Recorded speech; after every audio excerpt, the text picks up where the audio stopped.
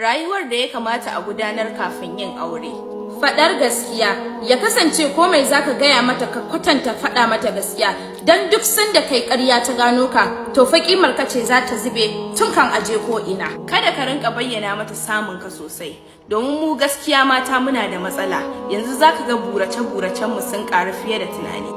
Ka riƙa mata kyauta lokaci zuwa lokaci, domin ita kyauta tana ƙara soyayya. Duk namijin da bai da kyauta, ni bana goyon bayanta a kansa. Kunya, ya kasance akwai kunya a tsakaninku. Ba kowace hira za ku rinka yi ba, wadda bata kamata ba. Girmamawa, ka girmama ta ta girmama ka. Kada ka ga wai dan tana ƙasan ka. A'a, ana da buƙatar ka girmama ta ta girmama ka, kuma ka riƙa ganin mutuncinta tare da kimarta. Sulhu, ya kasance za ku iya sulhunta kanku ba tare da wani ya shiga faɗan ba.